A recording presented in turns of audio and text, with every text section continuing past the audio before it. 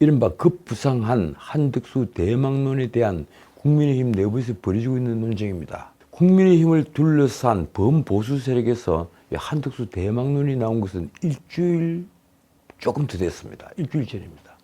솔직히 저는 당시 이 말을 들으면서 반신반의했습니다. 제가 여러 군데 거꾸로 묻고 다녔죠. 그런데 그 뒤에 개헌과 임기 단축을 공약으로 내건다면 해볼 만한 승부를 넘어 필승의 후보라는 분석까지 돌았습니다. 말하자면 4월 4일 윤석열 대통령이 헌법재판소에서 파면된 뒤에 조기 대선이 hin수하자 곧 이대로는 안 된다, 필패다. 그러면서 한덕수 차출론이 나온 것인데 그 차출론이 의외로 오피니언 리더들이 호응을 받은 것입니다. 그 이유는 말씀드린 대로 아주 분명합니다. 이길 후보를 찾은 겁니다. 이렇습니다. 지금 후보들로는 안 된다. 무엇보다 범죄인을 통치자로 만들 수는 없다. 좌파 포퓰리스트, 그것도 온갖 범죄로 얼룩진 이재명이 대통령이 되면서 막아야 한다. 이런 광범위한 컨센서스가 이루어진 겁니다. 말하자면 반 이재명 대안으로 한덕수 차출론이 나온 것은 분명합니다. 기존 주자들이 이재명을 압도하기는커녕 지지도가 도토리 키재기여서 보수층에서 불안감이 쌓여있기 때문입니다. 여기에는 또 자신의 정치 철학과 상관없이 이재명을 너무 싫어하는 상당수 대중들도 가담하고 있습니다.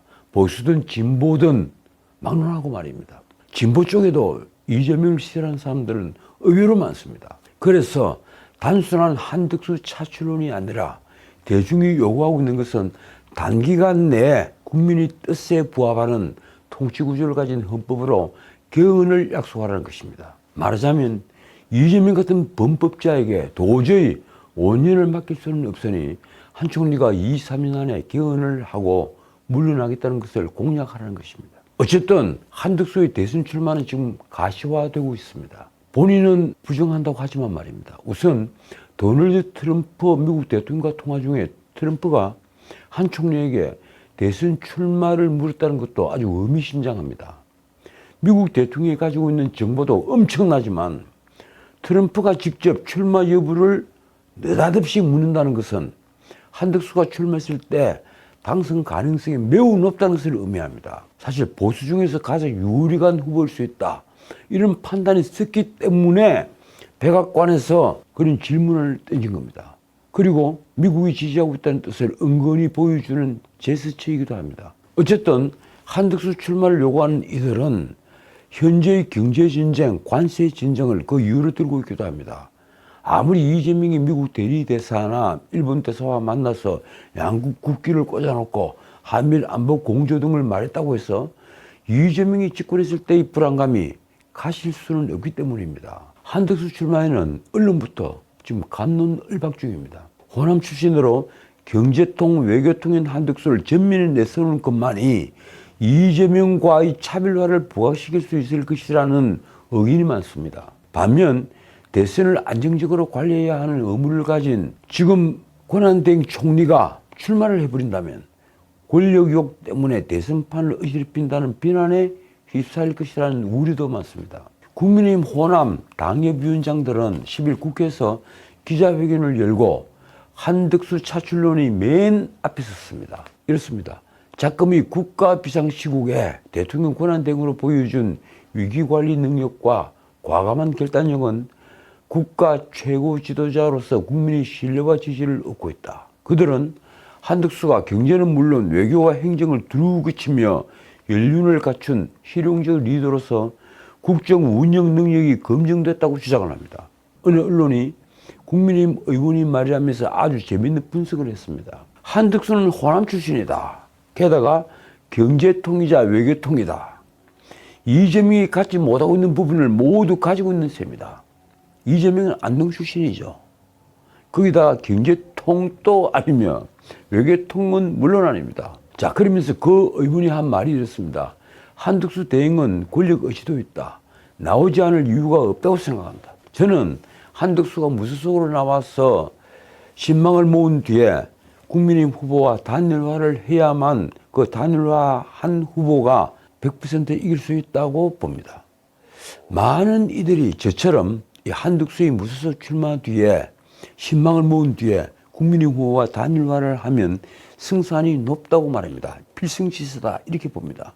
대개 그들이 주장하는 것은 한덕수가 단일 후보가 돼서 개헌을 약속하고 임기 단축을 하겠다는 것을 공약으로 내걸면 필승이라는 것입니다. 그렇지 않아도 지금 국민의힘 내부에서는 한덕수 대행 지지 의원이 이미 50명을 넘었다는 말이 떠돌고 있습니다. 지금으로서는 누구든 확고한 국가권을 가진 사람이 나와 어려운 경제난을 헤쳐나갈 그런 리더십이 필요하다고 생각합니다. 저는 앞으로 보수의 최종 후보가 결정되는 20일 정도의 기간 안에 이 나라를 구할 영웅이 탄생하기를 정말 갈망합니다. 한동훈은 한덕수 대행을 묘하게 견제를 했습니다. 이렇습니다. 그분이 경선에 참여할 계획이 있었음에도 불구하고 안 오신 다음에, 그러니까 국민의힘에 입당하지 않은 다음에 나중에 우리 당에서 만들어진 후보와 단일화하는 꼼수를 택할 분이 아니다. 글쎄요, 그게 꼼수일까요? 저는 제가 어제 방송에서도 말씀드렸다시피 한덕수의 무소속 출마 후에 단일화는 범보수 세력이 승리할 필요 충분 조건이라고 봅니다. 어떻든 이번 조기 대선 최대 변수는 누가 뭐라 해도 한덕수 권한대행의 출마 여부입니다. 미국 트럼프까지 직접 출마 여부를 물었을 정도이니 그는 이재명을 이길 수 있는 강력한 카드임은 분명합니다. 지금 상황을 아주 냉정하게 말씀드리자면 윤석열 탄핵에 반대를 했던 강성 지지층 길집만 노리면서 반 이재명을 이끌 정책과 전략을 가진 후보가 선뜻 눈에 들어오고 있지 않은 것입니다. 그러니 이 무당층, 더 넓게는 중도층에 관심을 불러일으킬 수가 없는 것입니다. 중도층에게 아주 호감을 줄 정책조차 없습니다. 그런데도 국민의힘 일부 당직자들은 지금 차출론이 일고 있는 한덕수 쪽을 원망합니다. 이렇습니다. 한덕수 대망론이 없다면 국민의힘 후보 슈스케는 훨씬 더 큰 국민적 관심을 불러일으켰을 것이다. 이렇게 말하는 겁니다. 그러나 그건 아주 바보 같은 진단입니다. 지금 국민의힘 주자들 가운데 한덕수만한 대중의 반응을 보이는 폭발력을 가지고 있는 이가 없는 것은 사실입니다. 김문수, 홍준표, 나경원 이 세 분에게 그런 대망론에 비출 만한 어떤 지지도 결집이 보이지 않습니다. 그러나 한덕수 대망론이 보수 진영 지지층의 관심을 분산시키고 국힘 주자들이 중도층 잡기에 실패한 원인이라는 분석은 잘못되어도 한참 잘못되었습니다. 다만 국민의힘 주자들이 아직은 긴박해 보이지 않는 데다가 아까도 말씀드렸다시피 대중을 감동시키는 그 무엇 한마디를 찾지 못하고 있을 뿐입니다. 저는 적어도 35%에 이르는, 그러니까 30%를 넘은 것은 확실하고 한때 40%까지 이르렀던 그 대중이 윤석열이 탄핵 심판에서 이 윤석열이 불법으로 구속되고 부당하게 방어권이 제한되어 결국 파면된 사실에 분노하고 있다고 믿습니다. 그래서 윤 대통령이 손을 들어준 후보자는 그만큼 반 이재명의 선두에 있어서 대중의 열망을 모으기 쉽습니다. 자, 또 하나, 대구에 있는 박근혜 전 대통령은 어떤가요?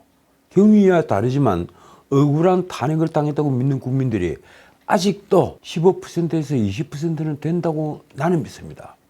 최소한의 수치가 그렇다는 겁니다. 그래서 윤 대통령과 박 대통령이 모두 지지하고 손을 들어주는 후보는 대선 본선에서 아주 유리할 것입니다. 두 분의 지지로 당선에 충분하다는 말이 아닙니다. 나는 두 분의 지지가 필요 조건이라는 말을 드리고 있는 겁니다. 자, 그리고 둘째, 또 하나의 시각으로, 이건 정반대 시각입니다. 며칠 전 제가 이 방송에서 언급했던 조선일보 김창균 논설 주간과 같은 시각입니다. 어제는 조선일보의 최재혁 정치부장이 글을 쓰더군요. 똑같은 얘기입니다. 만약 윤석열이 기대고 윤석열 탄핵에 반대를 한다면 윤석열 탄핵에 찬성한 60%의 국민이 반대할 수밖에 없을 것이라는 생각입니다. 이 주장도 일리는 있으며 당연한 분석입니다. 여론조사에서 국민 60%는 어떻든 윤석열의 탄핵에 찬성을 하고 있으니 말입니다. 아까 말씀드렸다시피 최재혁 정치부장 역시 이재명 포비아에 대해서 칼럼을 썼습니다. 최재혁은 국민의힘 대선 전략은 이재명의 지지율을 40% 안팎 박스권에 가두는 것으로 이 이재명 포비아 전략은 5개 재판을 받는 범법자인 이재명이 입법권을 사유화한 나쁜 정신으로 공격하는 것이라고 했습니다. 그런데 그런 전략은 이재명이 이제 회색 스웨터를 입고 온화한 얼굴을 하면서 정치 보복은 없다고 말하는 것만으로 별 소용이 없게 됐습니다. 회색 스웨터에다가 아주 온화한 미소. 제가 보기엔 정말 충격적입니다. 최재익은 이재명 포비아는 빈말이 아니다라고 합니다. 이재명은 윤석열 전 대통령이 3년이 안 되는 재임 기간에 41번의 거부권을 행사하게 만들었다. 전 국민 25만원 지원법, 양곡법, 노란봉투법 등 거부권을 행사한 이유가 충분했다. 반대로 이재명이 집권하면 민주당이 통과시킨 이런 법안들의 제동을 걸 사람이 없다. 그렇습니다. 이재명이 당선되면 우리가 생각하는 자유민주주의는 이제 더 이상은 이 나라에 발을 붙이지 못할 가능성이 아주 높습니다. 윤석열과 한동훈이 지난 총선을 망쳐버린 데다가 큰 그림을 읽지 못하는 국민의힘 잔챙이 정상배들 때문에 총선을 망쳤고, 그리고 그들 때문에 윤석열 탄핵 소추를 불렀습니다. 만약에 한동훈, 안철수 이 두 파벌이 탄핵 소추에 가담하지 않았다면 지금 어떻게 되어 있을까요? 결국 이 나라는 시장을 근근히 유지하는 시장적 사회주의, 마켓 소셜리즘, 마치 중국과 같은 이 시장적 사회주의 국가로 넘어갈 것입니다. 국가를 부강하게 이끌고 국민에게 진정한 자유가 무엇인지 눈을 뜨게 해준 위대한 대한민국은 더 이상은 존재하지 않을지 모릅니다. 최재익은 다시 이렇게 쓰고 있습니다. 이재명은 국민의힘 의원 몇 명을 끌어들이면 개헌도 뜻대로 할 수 있다. 이 후보의 당 장악력을 고려하면 절대 군주에 가까운 대통령이 나올 수 있다. 그 글에 나오듯이 저 역시 이재명 정권이 착하고 순한 걸로 기대하지 않고 있습니다. 이 세 번째 대선을 바라보는 시각은 무엇일까요?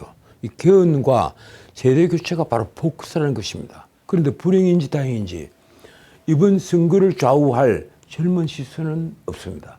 결국 국민에게 어필할 것은 최단기간 내에 국민이 원하는 개헌으로 7공화국을 만든 다음에 물러나겠다는 공약을 하는 것입니다. 이 단기 임기 개헌 공약이야말로 이번 대선을 흔들 폭발력을 가진 이슈라고 저는 주장합니다. 당을 말려 죽일 셈이냐, 이런 소리가 여기저기서 터져나왔습니다. 윤의계인 신당 창당 소식에 가시지 않자 국민의힘에서 나온 격앙된 반응들입니다. 일부 언론은 국민의힘에서는 난처한 기색이라고 썼습니다. 윤의계인 정당의 배후에 윤석열 전 대통령이 있는 데다가 그 당을 만드는 이유가 한덕수와의 단일화를 위한 플랫폼이라는 말이 떠돌면서입니다. 제가 어제도 이 문제를 짚었죠. 어쨌든 국민의힘은 윤의계인 신당 창당 움직임에 대해 말을 아끼면서도 난처한 기색이 역력합니다. 이런 상황에서 한덕수 대망론은 지금 세인들이 관심을 끄는 최대 핫 이슈입니다. 제 판단은 이렇습니다. 이재명을 지지하는 국민 38%도 아닌 국민의힘 주자도 별 신뢰하지 않는 38%의 중도층 무당파들은, 여기 갤럽에서 나온 숫자죠. 38%의 무당층 중도층, 이 중도층 무당파들은 반 이재명이 분명한 또 다른 스타를 찾고 있는 것은 확실하다. 그렇습니다. 저는 이재명에 반대하는 정상적인 우리 국민들이 훨씬 많다고 확신합니다. 그런데 이 문제의 한덕수가 대망론에 부합하는 위치로 가려면 세 가지의 전제 조건을 충족시켜야 합니다. 우선은 한덕수 대행은 자신이 지금 짊어지고 있는 관세 전쟁 협상을 어느 정도 해결해야 하는 숙제를 안고 있습니다. 지금 대통령 권한 대행이기 때문입니다. 그리고 대한민국 최대의 현안은 누가 뭐래도 트럼프가 일으킨 관세 전쟁, 무역 전쟁입니다. 그 문제를 이번 주 미국으로 가는 최상목에게만 맡겨서는 무책임한 리더 이미지를 가질 수밖에 없기 때문입니다. 자, 그리고 둘째, 한덕수는 국민의힘에서 선출된 후보와 조건 없는 단일화에 나서야 합니다. 만약 조건을 가지고 다툰다면 국민들의 반응은 아주 사늘해질 것입니다. 자, 마지막 한 가지, 셋째의 조건은 가장 중요한 것입니다. 가장 단시일 내에 새로운 통치 구조를 가진 헌법으로 개헌을 한 다음에 물러나겠다, 이렇게 약속하는 것입니다. 혹자는 그걸 내년 지방선거로 보지만, 그 시한을 내년 지방선거로 보지만, 그래서 1년만 해라 이렇게 말하지만 저는 내년 말이어도 좋고 더 나아가 3년 정도 시간을 가져도 좋다고도 생각합니다. 지금 당장 민주당 숫자로 미루어 보아서 개헌을 다루기에는 역부족이기 때문입니다. 다만 약속한 임기가 짧을수록 한덕수든 국민의힘 후보든 더 큰 지지를 받을 것입니다. 그렇게 해서 단일화하는 범보수 후보는 이재명에게 경쟁력을 가지는 걸 넘어서서 필승의 후보가 될 것입니다. 제가 확신합니다. 이런 드라마를 과연 기대할 수 있을까요? 8년 전 박근혜 대통령이 파면됐을 때 이 국민의힘 주자들은 모두 11명, 이분과 같은 모두 11명. 그런데 모두 이분과 같은 올망졸망한 인물들이었습니다. 제가 올망졸망하다고 표현해서 정말 미안합니다. 그런데 여론조사를 하면 많아도 8%, 9%, 적으면 2, 3%. 그러니까 올망졸망한 인물들이라고 말하는 겁니다. 그런 국힘 주자들의 지지율을 당시 황교안 대통령 권한대행의 지지율이 능가했습니다. 그래서 당시에도 황교안 권한대행의 출마가 초미의 관심사였습니다. 대통령 권한대행을 포기를 하고 후보로 나와달라 이런 말들이 엄청 많았죠. 그런데 황교안은 몸을 살했고 문재인은 넉넉하게 당선이 됐습니다. 놀라운 것은 당시 홍준표를 후보로 밀어올리는데 어떤 긴장감도 없었다는 사실입니다. 그것 때문에 홍준표는 아무런 컨벤션 효과도 누리지 못하고 선거운동 기간 동안 수도권은 내팽개치던 채 텃밭인 영남 유세에 집중을 했습니다. 그리고 우리는 한 번도 경험하지 못한 이상한 나라를 5년이나 경험했습니다. 그런데 또 이상한 나라를 경험해야만 하는 겁니까? 자, 어떻든 지금 국민의힘 대선 후보 슈스케에 대한 세간의 관심은 높아지고 있습니다. 아마 오늘 밤에 4명을 컷오프하고 이제 4명만 남기겠죠. 자, 그런데 국내외적으로 40일 남은 이번 조기 대선에서 가장 관심을 끄는 것은 한덕수 권한대행 대선 차출론입니다. 일부 보수층에서는 이 한덕수 차출론 이슈를 두고 이제 차출론을 넘어 대망론으로 키우고 있는 중입니다. 한덕수 아니고는 정권을 다시 재창출할 수 없다. 그래서 한덕수 대망론, 공공연하게 얘기들을 합니다. 한덕수 권한대행은 4월 20일 공개가 된 영국 파이낸셜 타임스, 그걸 FT라고 하죠. 이 영국 파이낸셜 타임스와의 인터뷰에서 기자가 대선 출마 여부를 묻자 아직 결정하지 않았다. 답은 노 코멘트. 이렇게 대답을 했습니다. 그러자 한 대행이 사실상 출마를 결심했다는 분석이 삽시간에 퍼졌습니다. 게다가 오늘 그리고 22일 한덕수 권한대행이 대통령 출마를 촉구하는 대통령 국민후보 추대위원회도 공식 출범합니다. 아마 한덕수 팬클럽 혹은 한덕수를 좋아하는 분들이 모여서 추대위원회를 출범시키는 겁니다. 문제는 아직 한덕수 대행에 대한 대선 후보로서의 지지도가 별로 높지 않다는 사실입니다.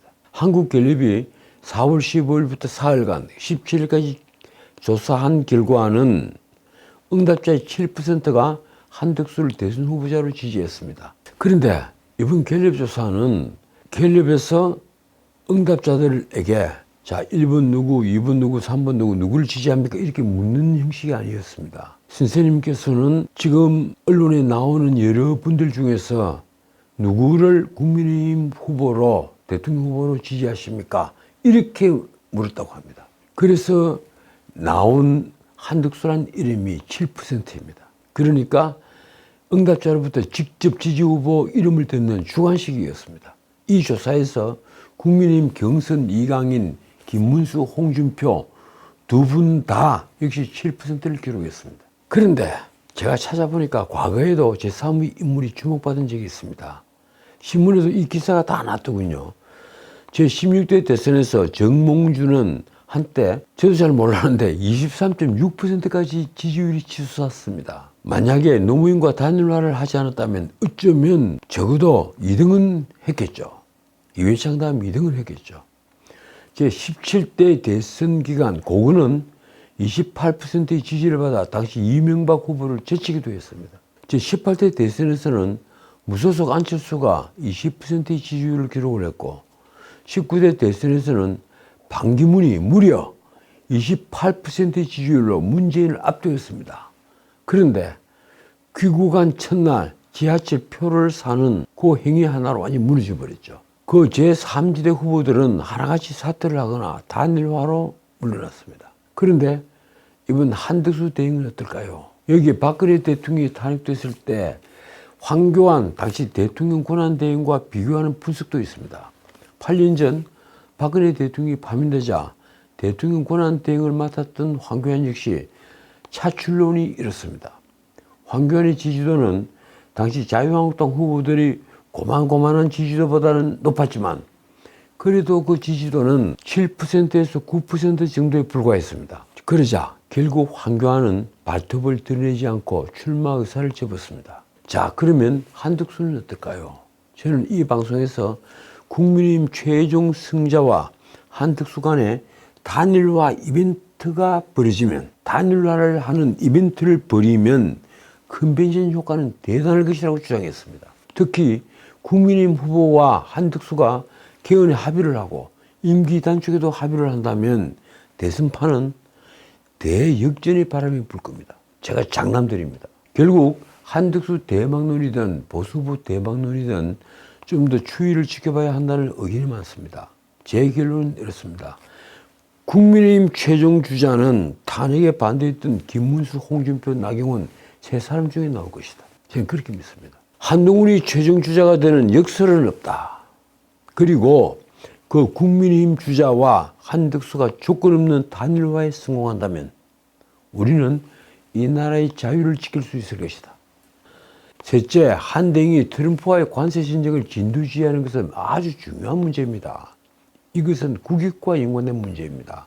우선 미국은 한국의 당면 문제인 조기 대선에 한덕수가 만약 출마하지 않는다 이렇게 확답을 하면 한덕수 내각과, 그러니까 곧 미국으로 갈 최상목 등과 굳이 관세 문제를 협상하려 들지 않을 겁니다.